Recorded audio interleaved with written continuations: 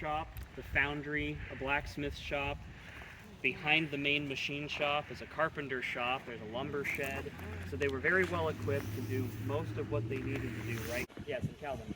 Well, you know, his father used to be the president of the tribe. Including number 16, which took 3 years to restore.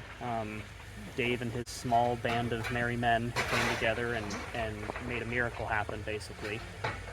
The engine was built in 1916. It was purchased for $16,000, and it's number 16.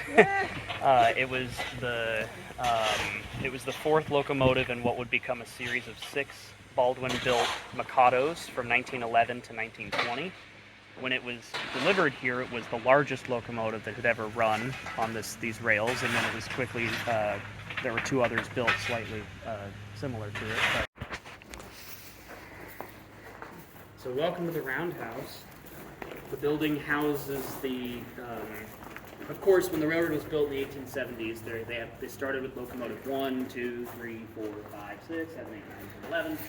And by 1911, the railroad was doing so well that they knew they needed to grow their fleet. The iron furnace that you passed by on the trolley line had closed, but they were primarily switching to just hauling coal as their main source of income. Number 16 was the first locomotive with several new technological advancements. It was technology. They had superheated instead of saturated steam, which means that the steam passes back through the heat one more time and expands greater, 3 or 4 times more. So without having to increase the size of your boiler, you get more power out of it. And then different valve gear and a whole bunch of other stuff.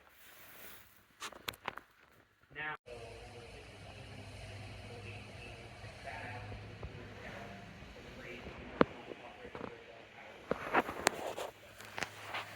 number 16 also has not operated under power until February 13th.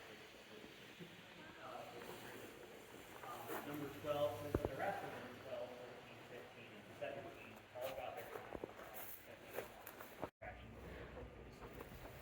What was really funny over the years was that when steam engines would break down, they get that out, the passengers would complain, they didn't know they rail fans came up here and gave an eye tooth for the change. Oh, that's right.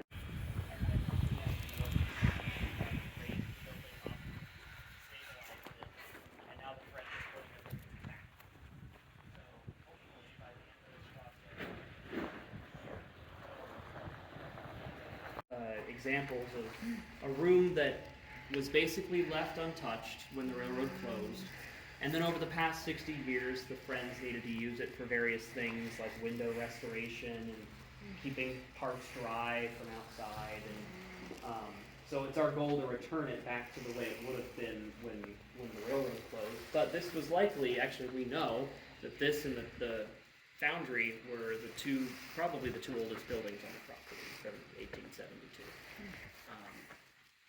So the steam would have been piped in from the next building we're going to go.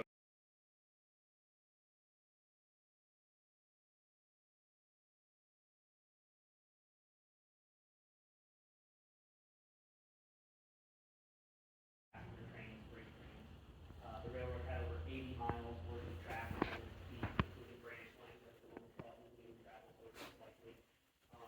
And then that was the peak, 1910s, 20s, 30s. By the late 40s, early 50s, they were down to maybe 3 trains a week, maybe 5 people working in here, and they were pretty much done.